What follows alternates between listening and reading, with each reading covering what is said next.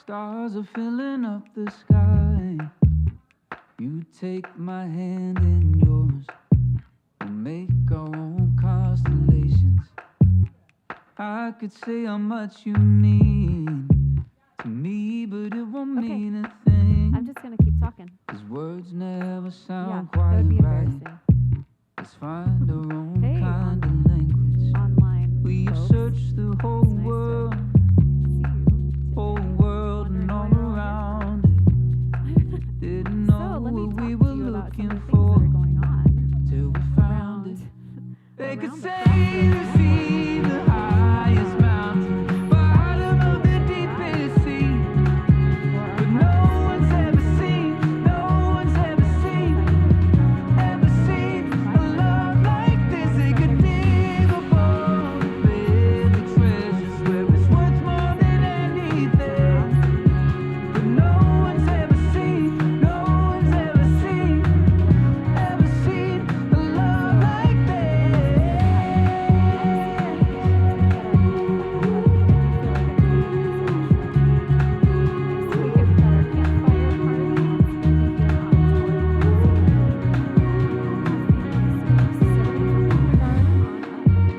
Walking down a crowded street, moving to our different beats.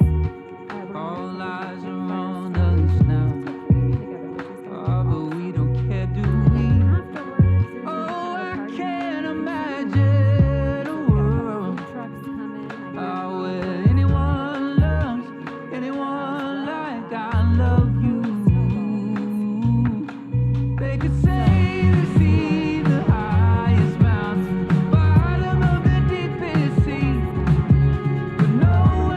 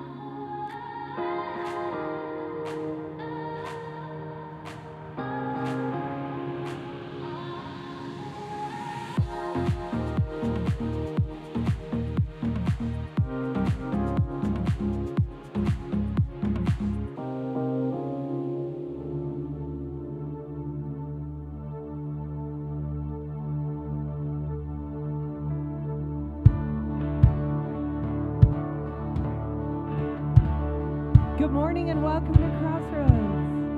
I invite you to stand if you're able. We start by singing a song together.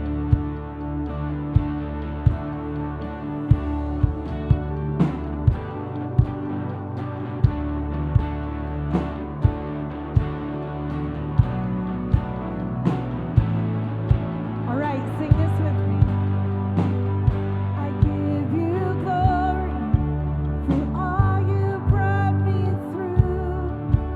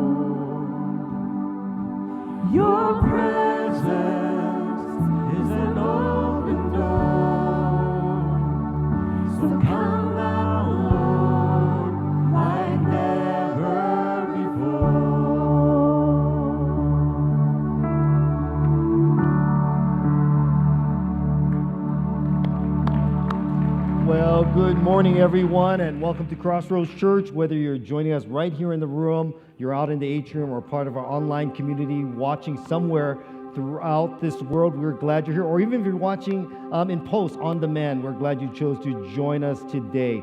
And if you're new here, a special welcome to you. And one of the things we'd like to let you know, something we began this summer that some of us may not be aware of, is that we have a student service for youth taking place right now at 10 a.m. So if you know a youth or you're a youth in the room, you can go join us over in the Student Center. Kind of keep that in mind as it runs concurrently with this service. Also, I want to kind of give a roadmap for where we're headed this morning in here. We're going to have more live music with Jess and the team in just a few moments. And then Pastor Ryan Howell is going to be continuing on with a message in a series that we've been in called Campfire Stories. We'll be looking at some kind of familiar stories of the Bible, and he's unpacking some truth from that. And today he's going to give one of the famous stories, whether you're new to the Bible or you're a seasoned vet, the whole idea of what David and Goliath is about. And in addition to that, we also have a great story of life change of someone within our community. So we have a great morning plan. But right now, we're going to enter into a time of prayer. And during this next song, if you have a prayer need, a couple of our prayer team members, we have Shelly on this side and Deborah will be on this side. They'd love to be able to pray with you. If you feel more comfortable texting your prayer requests, you can simply text the word prayer to 970-500-0970. You can do that. Or another option is, if you'd like, if you're on a part of our online community, all you have to do is hit the prayer button and our online campus host will pray with you right now. Or for some of us, you might want to utilize the Connect card in your program to write your request in. So throughout the week, our prayer teams can be praying for you. So right now, I'm going to turn it over to Justin and the team with more worship. And again, if you have a prayer need, please avail yourself.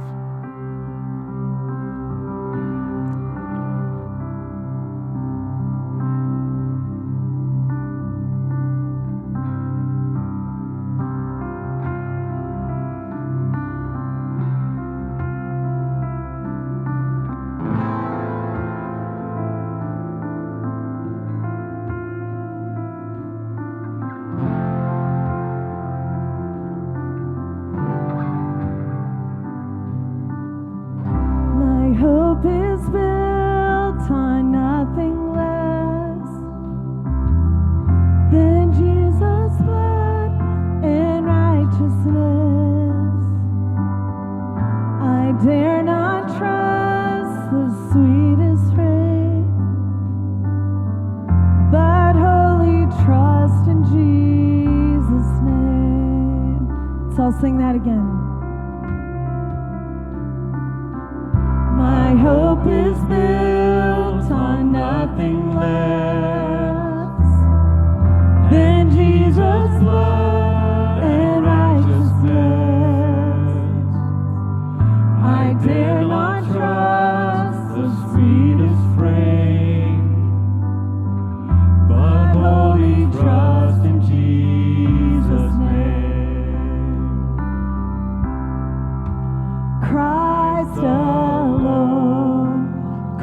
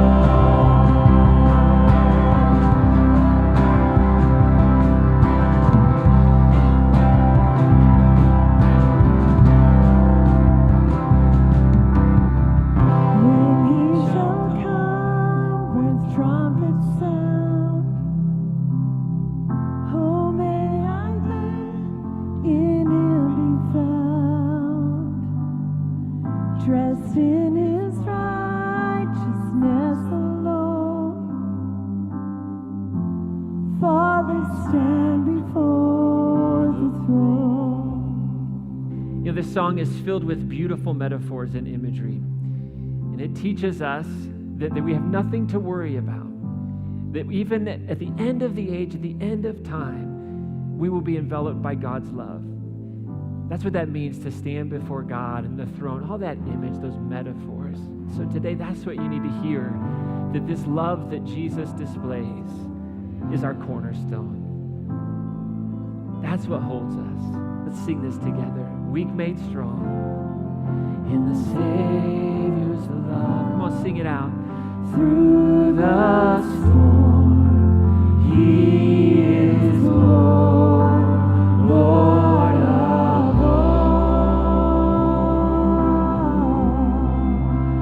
Christ alone, cornerstone. Sing that with us. Weak made strong in the Savior's love. Through the storm, He is Lord, Lord of all.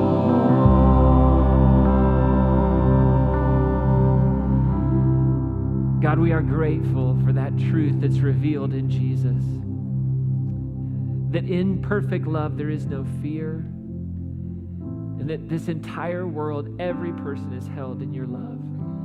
And we are grateful for the gift of faith. We're grateful for this revelation that's found in Jesus of Nazareth. That it's not in religion, it's not in our works, it's not in our own goodness, it's not in our ability to do, it's just in our ability to be held. So we are grateful for that revelation to live in that move and have our being, to breathe in and breathe out this grace that is for all. So Christ, will you be our all in all? Open our eyes and open our ears to what you have for us today. In Jesus' name, amen. Amen. Go ahead and have a seat this morning. Turn around, say hi, wave at somebody while you're doing that.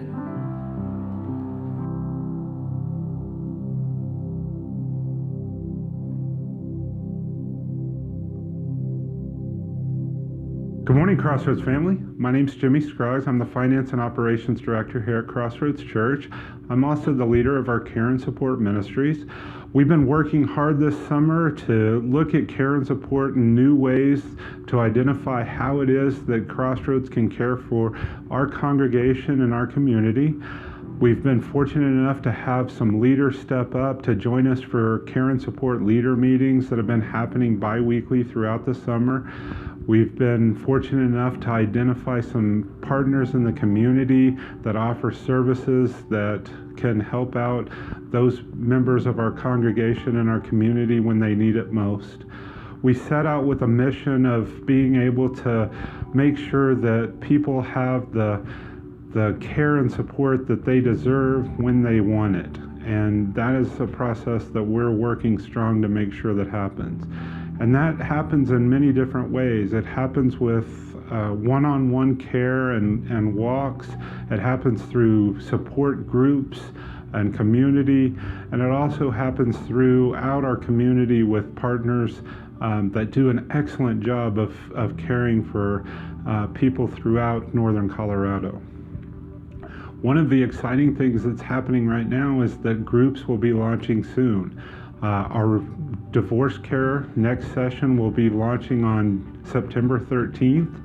Our recovery ministry and our financial health seminars will be launching on September 20th. Care ministry training will be starting on October 20th. And it's exciting that we have things like raising kids and the LGBTQIA+ Connect groups still going on and still being able to join here in the fall.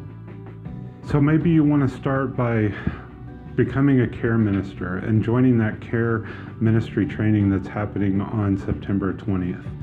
Maybe you have a shared experience. Maybe you've gone through something in your life that you know that other people have gone through and would love to be a part of a community that sits down on a weekly or a bi-weekly basis and talks through what it's like to go through those experiences and find people to support one another. Or maybe you just need help and you need to know where to find that help. And I want you to know that you can call the church office at any time at 970-203-9201. Somebody will answer the call. Somebody will get back in touch with you if need be, but we will help you find the help that you deserve when you need it and when you want it. And I just also want to right now let you know that you can email me anytime at jscruggs@crossroadscolorado.com, or feel free to call me on my mobile phone at 817-201-9297. Thank you so much, Crossroads, for having a loving, kind, generous spirit, and for wanting to be a part of a care and support process that will mean so much to so many throughout our church and throughout our community. Have a great day. Well, thank you, Jimmy. I appreciate you sharing your heart right there for this area of ministry. You know, I've known Jimmy for over 10 years, and through those years, he's been involved in various different aspects of the church life, but there's always been this common thread that he's held a passion for those areas of care and support. So I think, Jimmy, as we have an opportunity to share, we had an opportunity to share this amongst this community here. What can the community here at Crossroads do to kind of help get things moving and off the ground as we head into the fall? Join. Join. Support groups are launching with our fall groups here in September. You've probably heard there on the video. If you need to connect with somebody about some type of struggle in your life, join a group. Or if you feel like you want to help walk alongside somebody, you want to listen and help support them, join the care ministry training that's starting on October 20th. And so they would contact you how? You can, if you want to be a care ministry, check the box on your Connect card that's right there with you today to sign up for the care ministry training. If you have a group that you're interested in, look for the groups sign up that'll be coming out here soon, along with not just care and support groups, but Connect groups and various other groups as well. All right. Well, let's thank Jimmy, everyone. Let's give him a hand. Thank you, Jimmy. Appreciate it. And for those of you just joining us, my name is Rod, and it's a perfect segue for at this point of the service. I want to encourage all of us to pull open that program you received. In fact, why don't we all pull that out right now? And if somehow we missed you by not getting a program as you walked in, one of our auditorium hosts will be walking around throughout the service. Raise your hand up high and they'll get this to you. But we want to encourage you to avail yourself to the information in this program because it provides some of the most up-to-date information on what's taking place throughout the life of our church.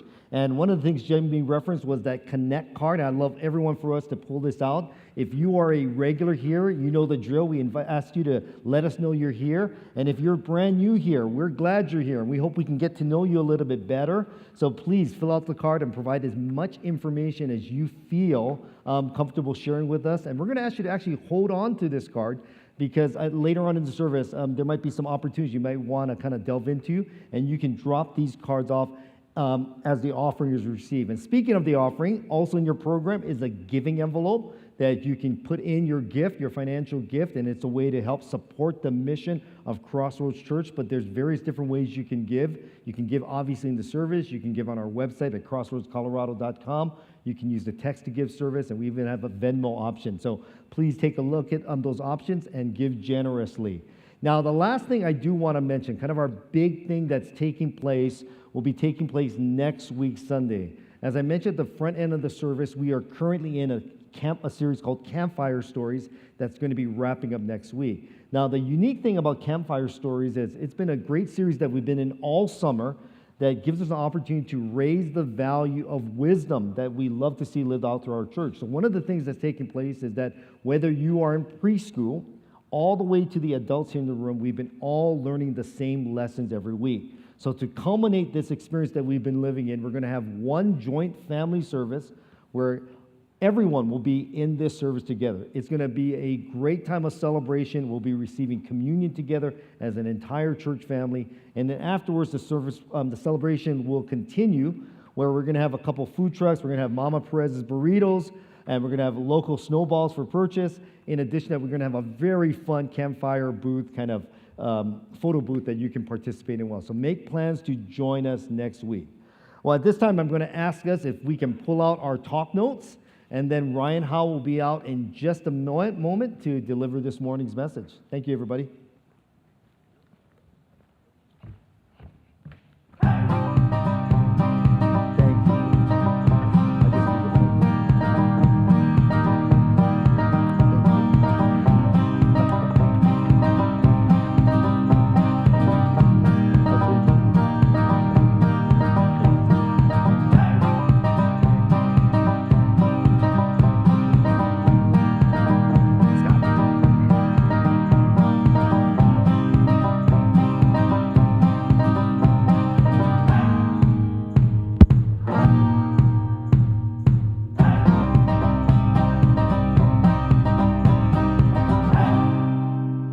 Ever since I was a kid, I would hear this saying from my dad, the road to hell is paved with good intentions. So I've heard it quite a lot to kind of in time learn how to set my intentions so that I will not be mistaken for something else, how to make them clear, and how to execute. Because the difference between a good intention and a bad outcome, it's filled up with a lot of disappointment. So at one point, I've been through a recovery program, and I figure out how the addiction works.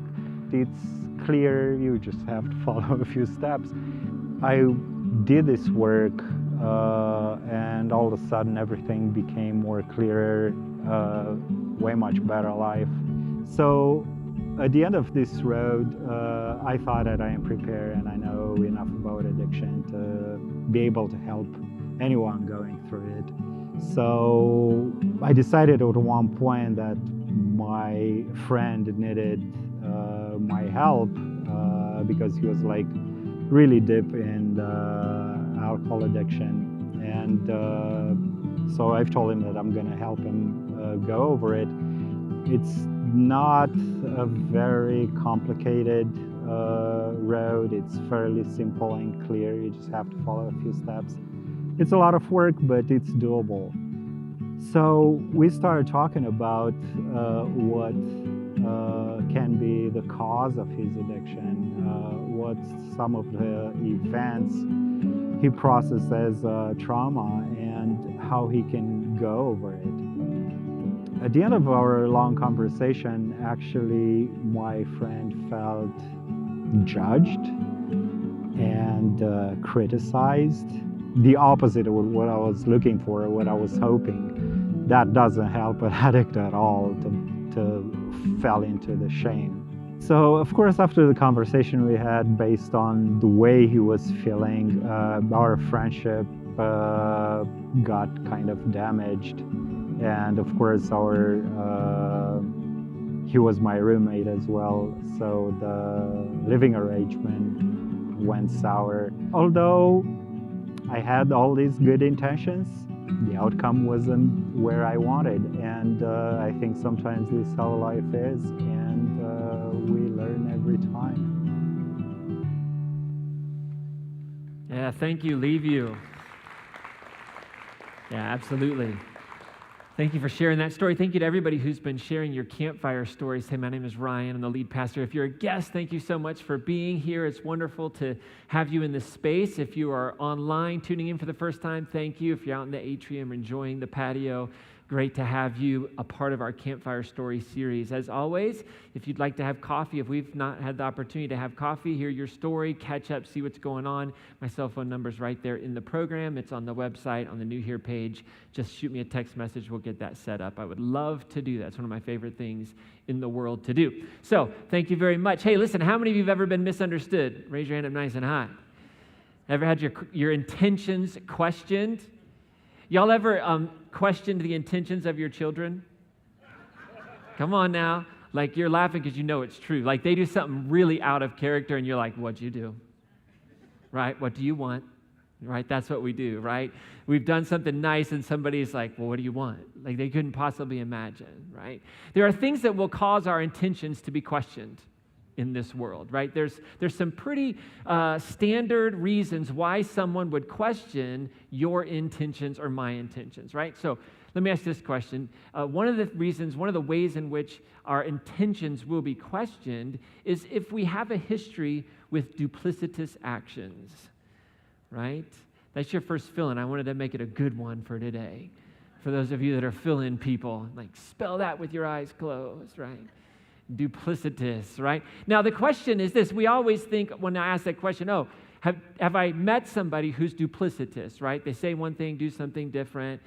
And that'll cause you to question their intentions, but it could be your own actions. Do you or I have a history of being duplicitous, of saying one thing and doing the other, right? Because that will get your intentions questioned, right? That history of not following through, that history of really always having like an ulterior motive to our actions.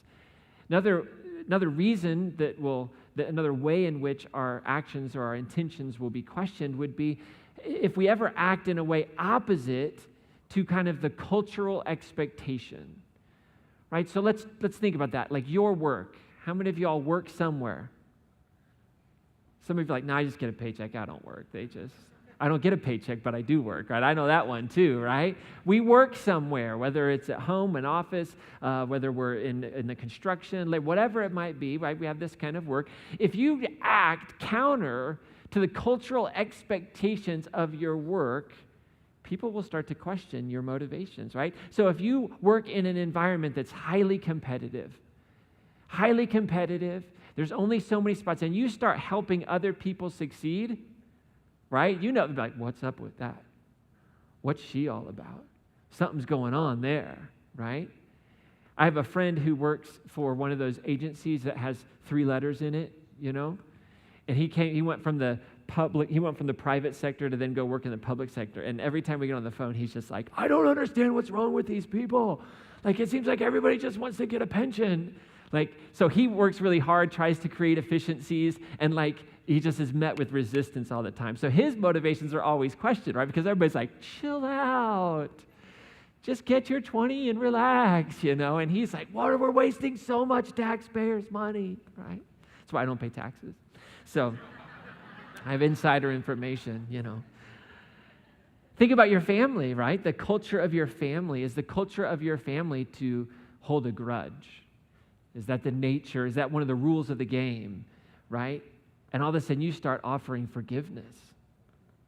Ooh, that'll shake things up real quick, right? So whenever we act counter to that cultural expectation, reality, people will start to question our intentions, right? And when that happens, you all know that feeling, like there's a physical feeling that happens. When our intentions get questioned, when we're trying to say do a right thing, I don't know if it's the right thing, but we're trying to do a right thing, and all of a sudden it gets questioned, we can feel deflated, right? It's just like all the air goes out of our sails. Right? I can imagine you trying to kind of share this journey and help this friend, and all of a sudden it gets questioned and he realizes this hasn't worked out. You just feel so deflated because it feels like an attack on our integrity. Right? How could somebody think I would do it? No. And in that moment, we kind of have a choice. We can like throw our hands up in the air. We can blame the other person. We can just say, forget it. Why do I even try? You ever said that? I said that I would say like between the ages of 4 and how old are my kids right now? I feel like those were, why do I even try, right? That was but we could do that. And because here's what happens in that moment when our motivations are questioned, when we feel like our integrity, the reasons behind what we're doing, when those get questioned, it exposes something really interesting. It exposes our resiliency. It exposes kind of our stick-to-itiveness. Like, how resilient will we be? Will we just abandon the path that we're on because someone has questioned our motivations or our intentions? Will we abandon a call that we might feel we're experiencing? Will we just kind of give it up? What will we do in that moment? Will we quit or will we carry on? And that's an issue of resiliency. And there is, and it's amazing how that moment of having our motivations, our intentions questioned can go right to the heart of it, and we can just feel like we want to quit. Well, our story today that I want to talk about is really a story of resiliency. It's really a picture and gives us some wisdom for those moments in our life when our intentions are questioned and we have to face this dilemma. What do we do? Do we get angry? Do we lash back? Do we just go silent? Do we quit? What do we do? And I want to talk about the story of David and Goliath, right? How many of you have ever heard the story of David and Goliath, right? Yeah, it's kind of a fan favorite, right? You're going, what in the world does this have to do with resiliency? All right, well, just hang in there. Hopefully I will deliver, okay? Now, the story of David and Goliath is in the book of 1 Samuel, which is found in the first part of the Christian Bible, also called the Hebrew Bible or the Old Testament.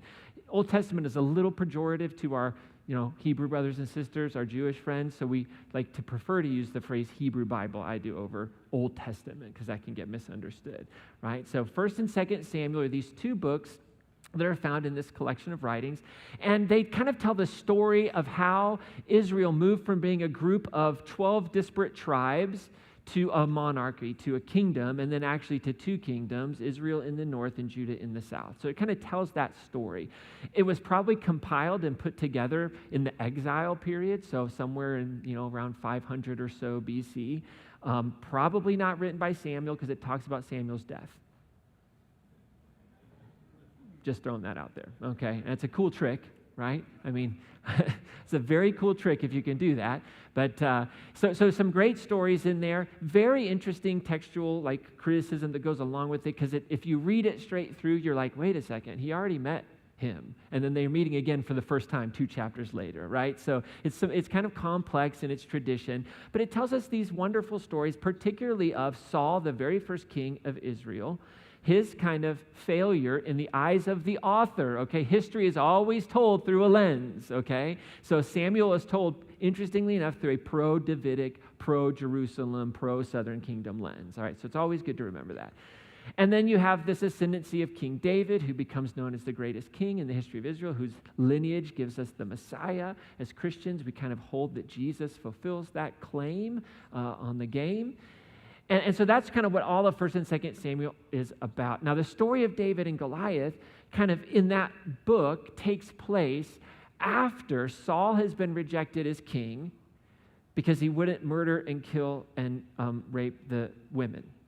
It's kind of interesting, but Samuel tells Saul, put the Agagites under the ban. Kill all the women, all the children, all the babies, kill them all. All their animals, kill them all. And Saul doesn't do that.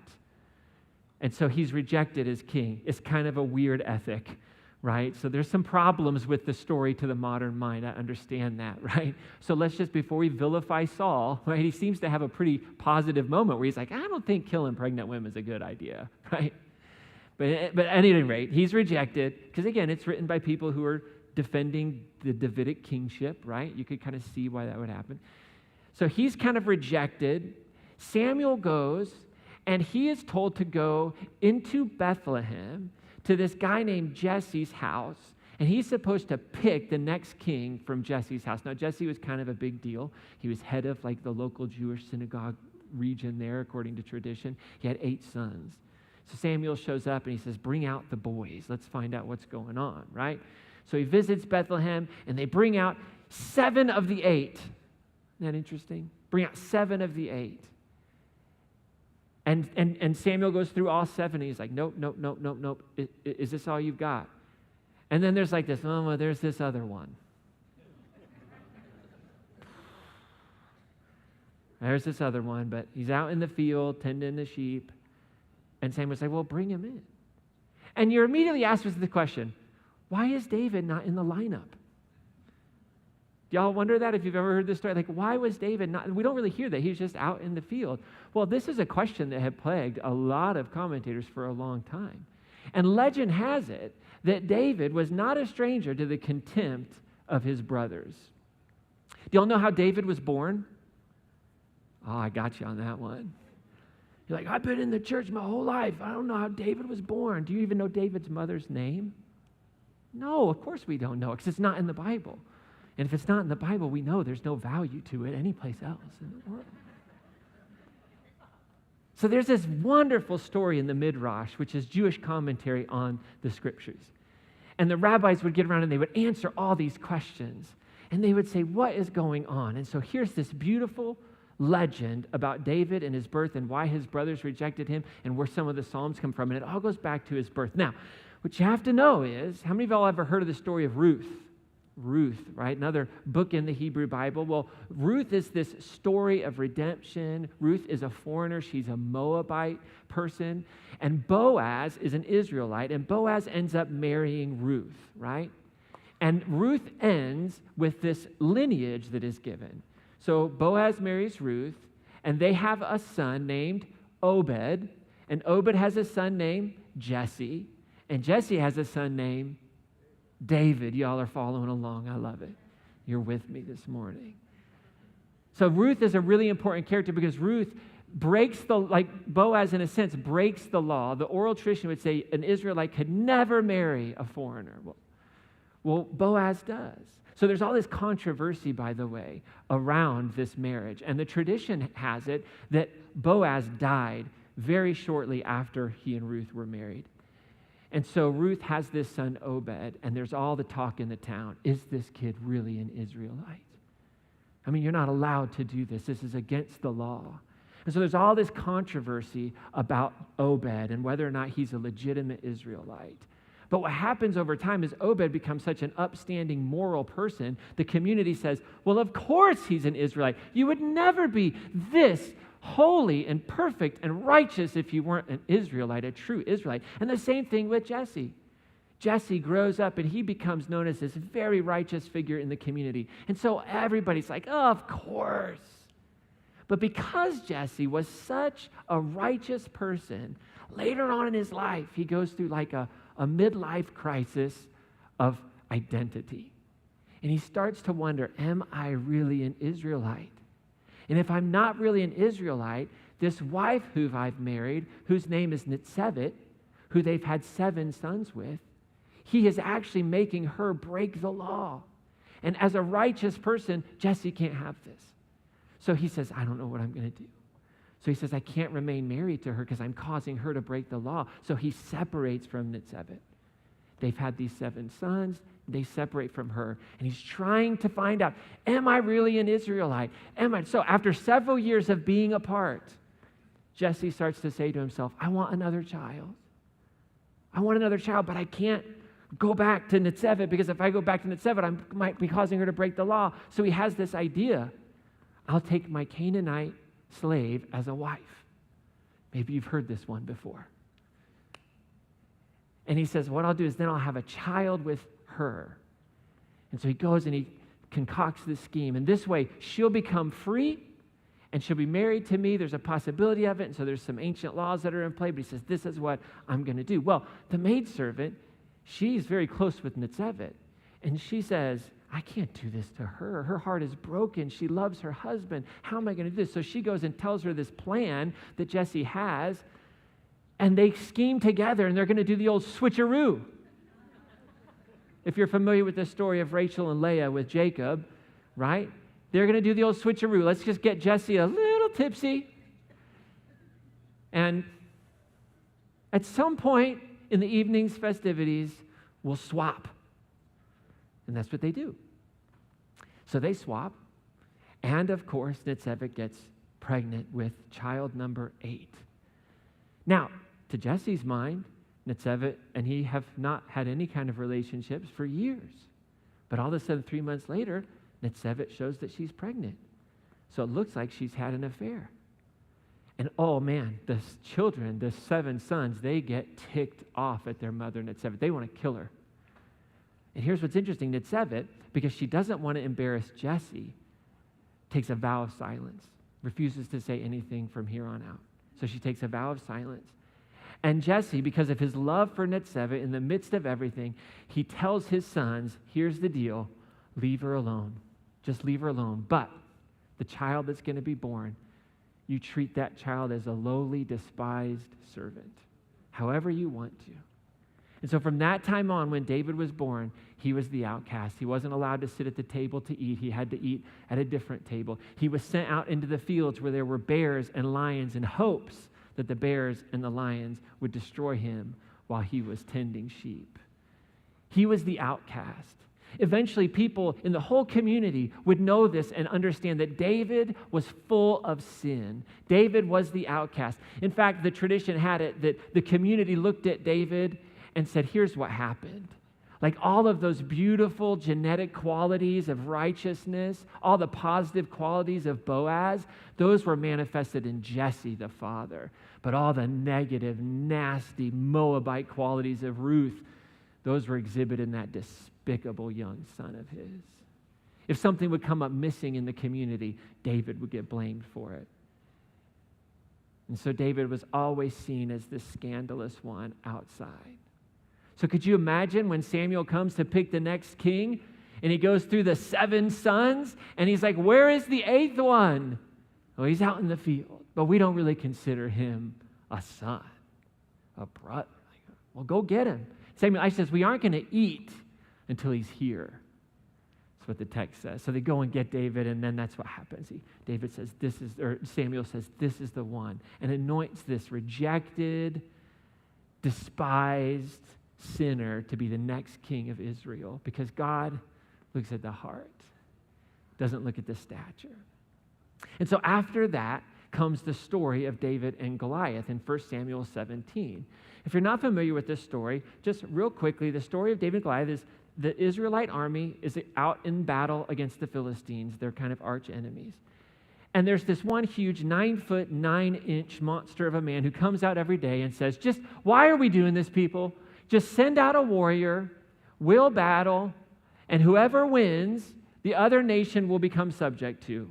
They'll be the vassal kingdom. Let's just do it. Like, there's no reason for us to shed all this blood. Just send somebody out, and let's just call it a day. And the Israelites are shaking in their boots, right? They don't know what to do. Saul's there. Everybody's freaking out. And he would do this day after day after day after day, okay? So that's the setup. Now, there's one part of the story I want to focus on that gets to this whole idea of intentions and misunderstanding. I know you're like, isn't that where we started? Okay, here we go. 1 Samuel 17, all right? You got to keep in mind David, the rejected one, the despised one, but been anointed king. 1 Samuel 17, the story picks up like this. Now Jesse said to his son, we could put that in quotation marks, right? Says to his son David, take this ephah of roasted grain, it was a measurement of grain, and these 10 loaves for your brothers, and bring them quickly to them. And take the 10 cheeses for the field officer. The field officer was in keto. He ate keto, so you can't give him the bread. Just take the cheese. He's a high-fat content diet. It's first evidence of the keto diet right there, okay? So he says, greet your brothers and bring home some token from them, right? So bring home something that's theirs so I know that they're alive. So Saul and your brothers, together with all of Israel, they're at war with the Philistines in the valley of Elah. So Jesse sends David out. Why? To just check on the safety of his brothers, right? Just check it. Like, go this dangerous thing. We don't really care what happens to you, David, honestly. Just go check out my other sons. How are they doing, right? Now, this is like a recon mission for dad. So David goes. It says, early the next morning, having left the flock with the shepherds, David packed up and he set out as Jesse had commanded. I think it's interesting that it doesn't say David packed up and set out as his father commanded. It says as Jesse had commanded. Just an interesting thought. Okay. It says he reached the barricade of the camp just as the army was on their way out and they were crying their shouts of battle, like psyching themselves up, right? Pre-gaming, you know? Only Goliath's going to come out and challenge them. They're like, I don't know what to do, all right? Okay, so the Israelites and the Philistines, they drew up opposite on each other in battle array, right? So David entrusted what he had brought to the keeper of the baggage and hastened to the battle line where he greeted his brothers, right? So he honored his father by doing what his father asked him to do. Think about that.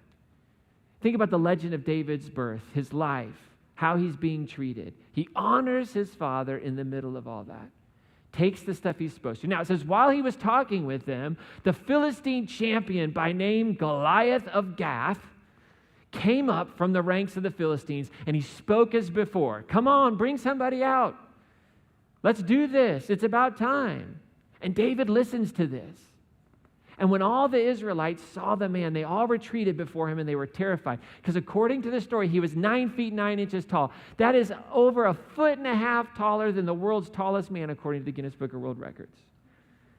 There might be some hyperbole in the story. I don't know. But they're freaking out. And the Israelites had been saying, do you see this man coming out?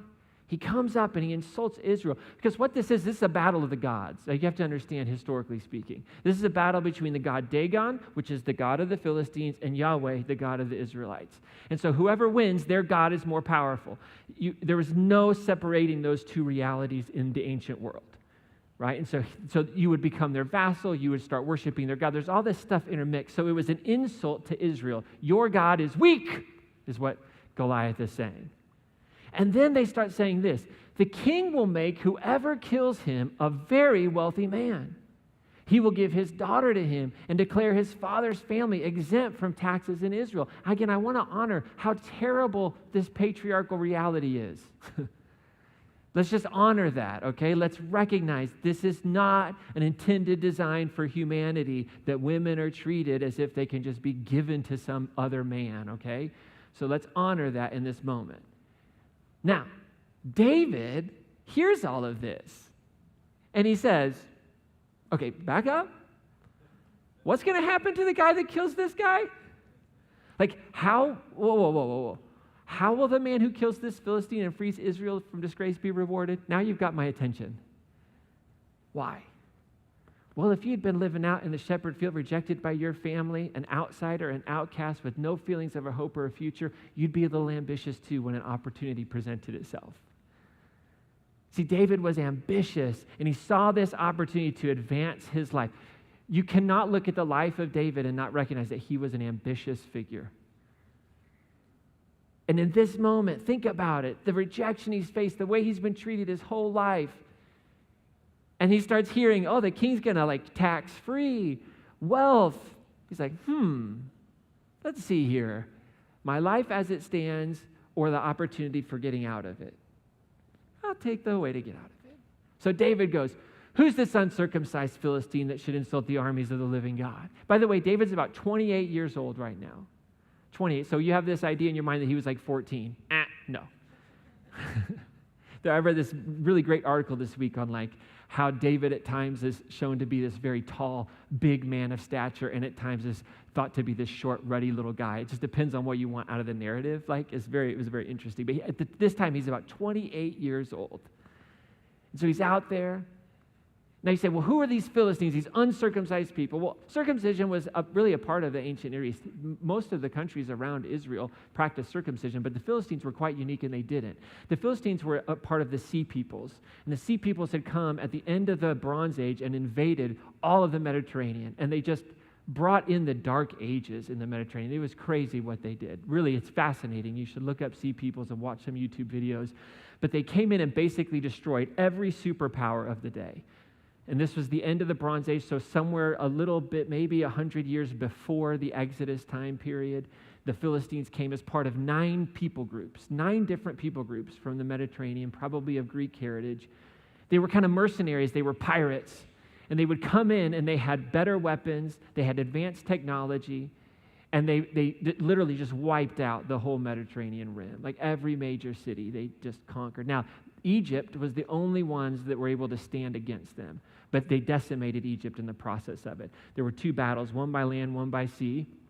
And that wasn't I understand the irony of what I just said, too, but there was a sea battle and a land battle. Sorry. We are highly focused on our American history this morning, I can see. But Egypt would never be the same, but they did withstand them. And then what happens is they resettled the Sea Peoples, of which the Philistines were part of. They resettled them in the land of Canaan as kind of a buffer state. So if you were going to attack Egypt, you'd have to kill them first. That was their plan. And so the Philistines are there in that area, right? Very skilled. So this battle is all over land. Don't ever think it's always about land in that area. Always about land. So they're in great, they're constantly battling one another, constantly. And so there's this contempt between these two peoples. And so David's like, this uncircumcised Philistine, like, and in the back of his mind, he's like, wealth and the king's daughter. And I'm out of here, Jesse. Now, the oldest son, Eliab, hears this, right? And the text says, when Eliab, the oldest brother, heard this, he got mad. He got angry with David. And he said, why did you even come here? Why did you even come here? Why? Why are you here? Who have you left the sheep with in the wilderness? Like, shouldn't you be out tending the sheep with the hired hands? Like, why are you even here? I know your arrogance. I know your dishonest heart. You just came down here to enjoy the battle, to watch us suffer. You just came down here to see us humiliated. Talk about questioning your intentions. And David protested. He said, what have I done now? I was just talking. I was just talking. You see, Eliab questions David's intentions from a place of personal woundedness. I mean, you talk about contempt that Eliab would have had for David all growing up. Imagine the jealousy, the anger, the hurt, the embarrassment, given what had happened in 1 Samuel 16, verses 6 through 7, where they brought out the seven. And it says that they started with Eliab. And as they came, it says, Samuel looked at Eliab and he thought, surely the anointed is here before the Lord. He saw Eliab as a handsome, young, strong man, much like myself. Just a specimen. And Eliab must have just stood up a little bit taller in that moment, started rocking back and forth a little bit, thinking, this is it. I don't know what it is, but this guy's a big deal, and like they're looking at me, and he stopped. But the Lord whispers to Samuel, don't judge him from his appearance or from his lofty stature, because I have rejected him. And so Samuel moves on to the next one. Imagine the wound that would have made you to felt as Eliab. Imagine how deep that wound gets when you go down and down and down and down, and then you bring this child who you don't even consider a brother, who's pure evil, right? Imagine that wound that would sit in Eliab's heart. But in that moment, when David is questioned again, when he's antagonized again, I love this little verse. In verse 30, it just says, he turned away from him to another. He just turned away from him. And he asked what? The same question. What's going to happen to the man who kills Goliath? What's going to happen? Tell me again. I want to make sure I got the details right, because this is a big deal. I'm putting a lot on the line here. What? And they all gave him the same answer as before. I love that David just kept moving towards his opportunity for influence. He just kept moving towards it. He just turned away. He didn't engage. He didn't argue. He didn't say, you son of a, how could you? You don't have my whole life. He didn't take the loaf of bread and throw it in his face. He just turned away. He says, I can't get distracted. And then it says this in the text, that the words that David had spoken were overheard. So David's asking, and he's like, who is this Philistine giant who comes out to defile the Lord, to embarrass Israel? Who is this person? And the word gets to the king, Saul, and he sends for him. And the rest, as they say, is history. David goes and faces Goliath, kills Goliath, cuts his head off, takes his head with it. There's a lot going on there. We'll save that for another one. What I don't want us to miss in this story, the wisdom that it offers us when our lives are filled with people who would assume the worst in us, is that David didn't get distracted by that.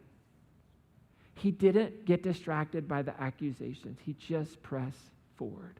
So in your life, in my life, in our everyday normal life, when we go to work tomorrow, when we drop the kiddos off at school, when we hang out with the others that are retired, when our motivations get questioned, what do we do? What can we learn? So I would say this. I would say whenever that happens, we should take a moment for reflection. right? We should actually hit the pause button and we should consider our intentions. Are they pure? And let me answer the question for you. Probably not 100%. Can we just own that, right? Like, our intentions are not always just pure love. Maybe 99%, but there's always that 1%, right? Because you could say, here's an example. You could do something for your spouse, your partner, right? And you say, I did it because I love them. But then they don't say thank you. And you lose your mind. Or they don't notice it. I can't believe it. Made the bed this morning and they didn't even say thank you. I've unloaded the dishwasher 7 times this week. I mowed the lawn. They didn't even notice it. Right? So 99%, 1% will come out at some point in time. It'll eke out of you, right? So it's always worth, when our intentions are questioned, to just hit the pause button and consider it. Am I in my ambition to be faithful to love, right? Let's assume that question of us as peacemakers, right? My ambition to love. Am I really being faithful to the law of love? Am I really, are my intentions? It's such a good question to ask. Another thing to think about is, when my motivations are questioned, I ought to assume something. And I think this story reveals this. We should assume that I might have unintentionally reopened an unhealed wound. In some way, I might not understand it. I might not have done anything intentionally, but I tapped at a sensitive spot. And that might be why I'm getting the response. And what that can tell you is that there's a good chance that this isn't even about you. Right? The legend of David and his whole upbringing, it was never about David. It was about Netzevet. Right? Eliab's frustration with him on the battlefield had nothing to do with David. It had everything to do with he had been passed up. There's that wound. He didn't feel brave enough, strong enough, for whatever reason. And so it's important for us to remember that most of the time, it really isn't about you. That there's something deeper going on. And what that does is it gives us the opportunity to be grace-filled people. Jesus knew that. Jesus knew that all the pain and hurt and evil that he encountered had nothing to do with him. It was all wounds, all baggage from other areas of life. That's why John would say that Jesus was on the cross, and his whole act on the cross was this: Father, forgive them. They don't know what they're doing, right? That's the point. And so in that moment, you realize it's not about you. You just shake the dust off your sandals and you walk bravely down your path. One of my favorite teachings that we have from Jesus, just shake that dust right off. I love it. We live in a world that just, we dusted up our sandals and we just get mad about it. You got dust on my sandals. Now you're going to clean them. No, I'm not cleaning anything. No, you're going to clean them. I'm not cleaning anything. You're going to clean them. It's your fault. You know why it's your fault? I can tell you why it's your fault. Every dust on my sandals is your fault. When the truth is, all you got to do is walk away. That's it. We get so enwrapped and enthralled in arguing. It's not even, just shake the dust off your sandals, walk away. This isn't a person of peace in your life right now. Doesn't mean you don't love him or care for him. It says, I can't put myself in this situation. It's just going to be best. Just shake the dust off and you walk bravely down your path like David. What would have happened if David would have let Eliab get into his brain right then?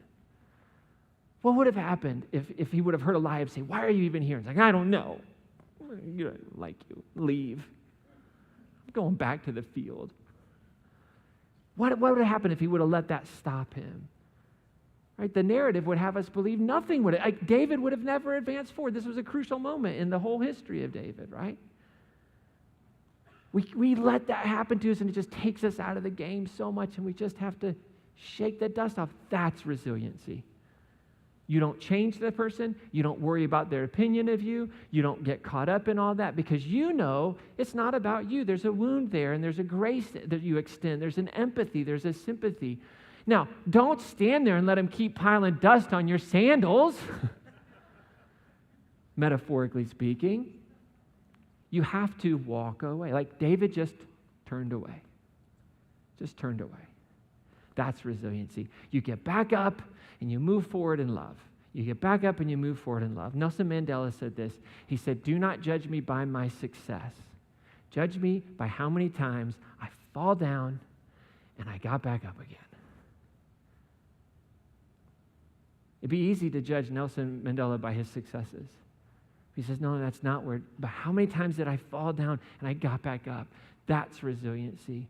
That's a person who understands how woundedness works and can offer the healing power of grace in this world. It's not being a doormat to people. It's not letting people do whatever they want, but it's recognizing the cruciform life that I'm called to is not door to door, get you to say the prayer, come to my church. The cruciform life is what is brought upon me in pain, what's brought upon me this evil, what's brought upon me of bad assumptions, what's brought upon me is returned in love and grace. That's what it means to die to self. That's what it means to be resurrected to new life in Christ. That's what holds the world together. Just a handful of people that will be willing to say, I get it. There's some wound there. I'm just going to shake the dust off my feet. I'm going to turn away. But I'm not going to return violence for violence. And that holds the world together. And here's the thing. In our lives, in this world, like what makes you and I better when we live this out, what makes the world better is resiliency will get you noticed. And it's going to give you opportunities for influence. You keep getting back up, eventually it gets noticed by the king. Word will get to the king, and influence will happen. And we need more people of influence that are peacemakers in this world. That's the opposite of what our world would say. Fight and scratch and claw and kick people off the ladder. Get where you need to go. Stand up for yourself. But the cruciform life is, nope, I'm just going to be resilient. I'm going to keep going down my path. I'm not going to create victims along the way. I'm not going to let someone else's wound make me a wounder. That's the power of sin and death. I'm not going to do it. That's broken in me. That's broken in me. That's what the gospel says. That pattern is broken in me. So as we wrap up today, what is it that God's inviting you into? Maybe you're in this place where you feel misunderstood, and I would just encourage you to start with prayer. Maybe God's just inviting you to pray. And you have heard me say this, I'll be the first person to talk about the mystery of prayer. Sometimes I don't want to do it. Sometimes I don't get it. I wonder if it matters at all. But Jesus seemed to think it mattered, so I do it. It's a great mystery. But maybe you just need to hear the Spirit whispering you. Maybe just pray about it. Just pause and pray about it. Pray about wisdom and how to handle it, how to turn the other way without creating a wound. Maybe the Spirit's inviting you to be a person who stops assuming you know other people's intentions. Ooh, that one hurt. We all want to imagine ourselves as David, misunderstood, mistreated.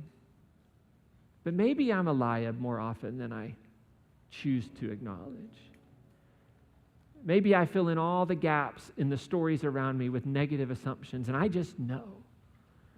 And maybe the Spirit of God is whispering to us today, let's not do that anymore. Let's not do that anymore. And I hope all of us feel a sense of the Spirit of God whispering and saying, just move forward bravely on your path. Move forward bravely on your path.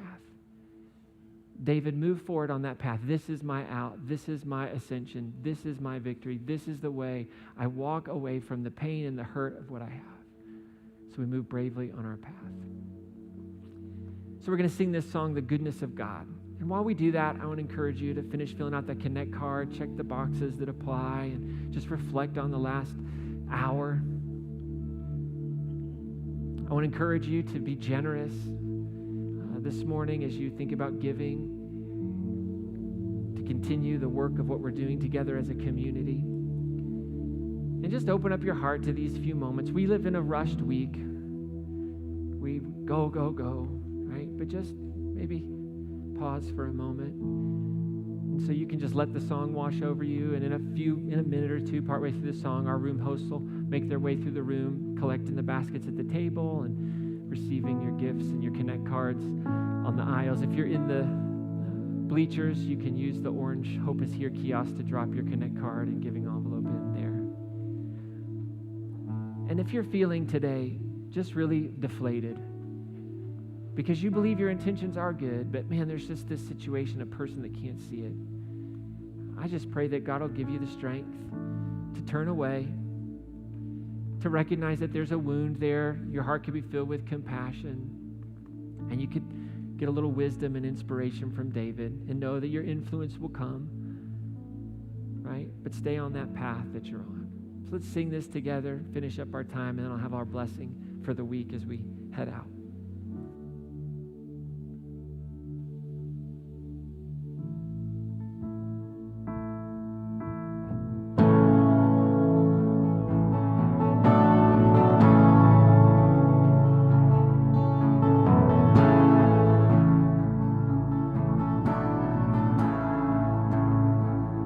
I love you, Lord. Oh, your mercy never fails me. All my days I've been held in your hands. From the moment that I wake up until I lay my head, I will sing of the goodness of God. All my life you have been faithful. All my life you have been so, so. With every breath that I am able, I will sing of the goodness of God. I love your voice. You have led me through the fire in darkest night. You are close like no other. I've known you as a father. I've known you as a friend, and I have lived in the goodness of God. All my life you have been faithful. All my life you have been so, so good. Every breath that I am able, oh, I will sing of the goodness of God. Your goodness. Your goodness is running after, it's running after me. Your goodness is running after, it's running after me. With my life laid down, I surrender now. I give you everything. Your goodness is running after, it's running after me. Your goodness is running after, it's running after me. Your goodness is running after, it's running after me. With my life laid down, I surrender now. I give you everything. Your goodness is running after, it's running after me.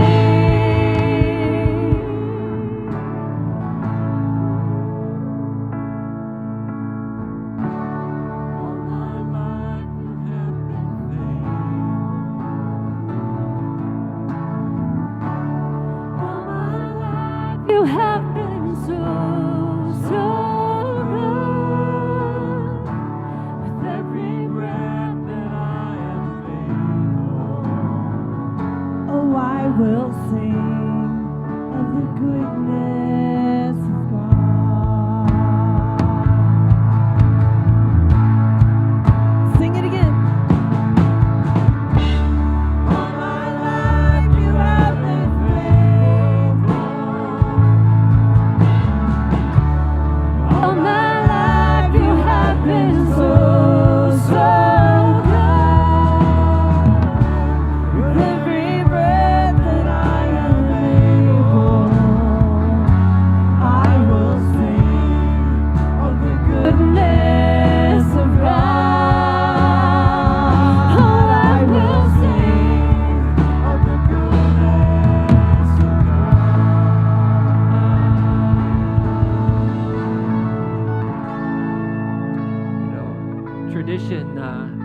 tells us that the Psalms are filled with poetry that David wrote that reflect those first 28 years of his life before he was anointed by Samuel. They deal with the heartache and the pain and the feeling of rejection by family and friends. There's actually a psalm line that says, "They've accused me of stealing when I haven't stolen," which is where the rabbis get the story from. And it's a reminder that those painful moments in our lives are spaces where redemption takes place. And don't equate that with purpose or meaning, or this is you have to. There is randomness and there is pain, I think. But there's redemption in all of that. That's the goodness of God. That's the goodness of God, right? That when we live our lives towards love, there's nothing that's unredeemable. There's nothing that's unhealable. It's a good thing to remember. So I would invite you to open your arms if you want to for our blessing this week. We do this every week. If you're a guest with us, just hopefully a word of truth that you take with you into the week. And so may love bless you this week with a deeply resilient spirit in the face of adversity. And may your heart be tender to the pain in others and your skin tough to their painful words. And may you find yourself surprised by your ability to turn away and offer grace and pursue your path without distraction. And if today you sense a whisper from God that a past wound is affecting your present relationships, may you begin to experience divine love and healing. And may, by an act of grace, of divine work, may you see that your self-awareness of that wound is in fact the beginning of healing and transformation, the power of confession. And so this week, may the divine presence guide you in your everyday normal life as you strive to be a person of peace at work, at school, in your neighborhood, and in your home. And may the words of your mouth and the thoughts of your heart be true and compassionate and kind to all. Amen. Have an awesome week. We'll see you next Sunday for our campfire party. We're going to celebrate in here the summer. Food trucks afterwards. It's going to be a fun day, so bring the whole family out.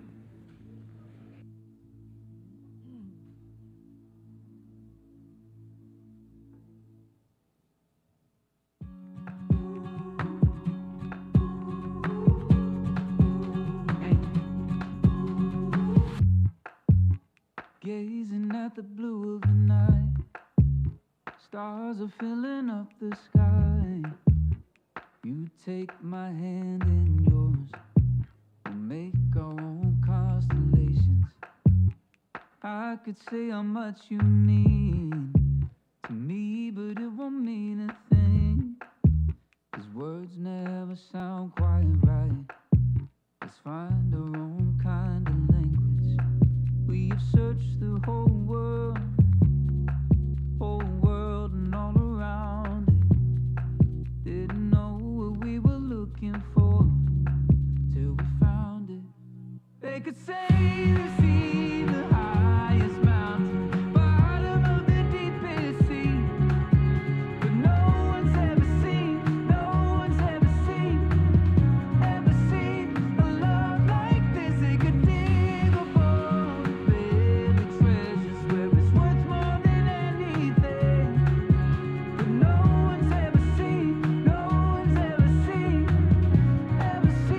a love like this.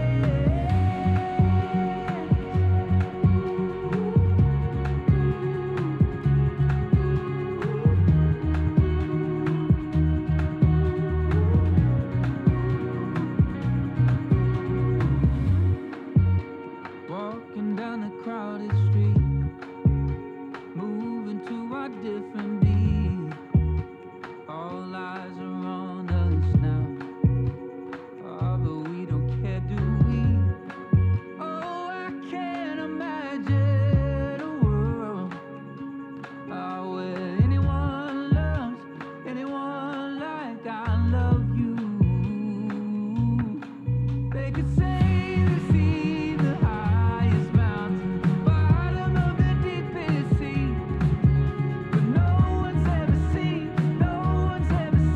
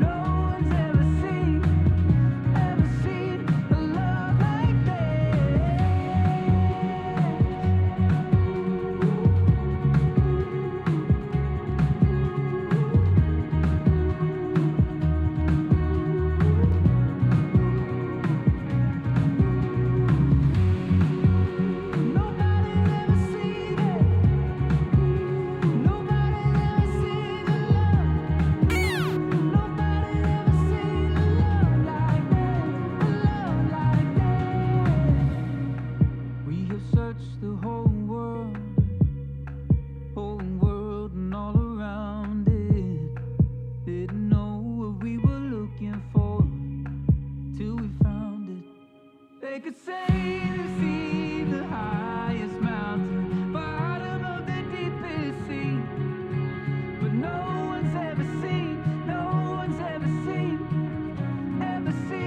a love like this. They could dig a bowl of baby treasures where it's worth more than anything, but no one's ever seen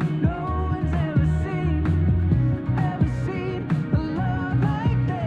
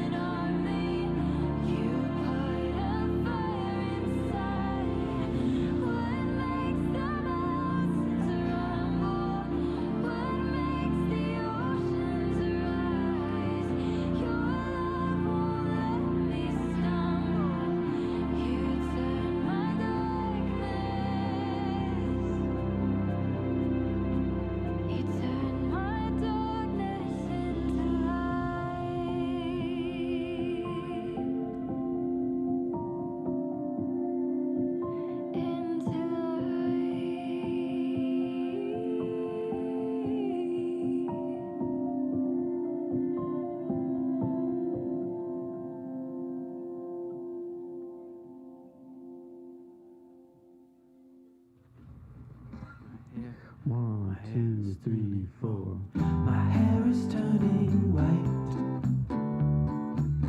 That's what my barber tells me so.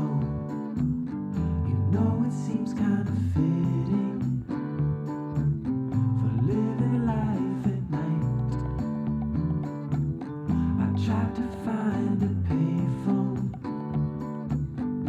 like a cloud in a desert sky, but then some vultures found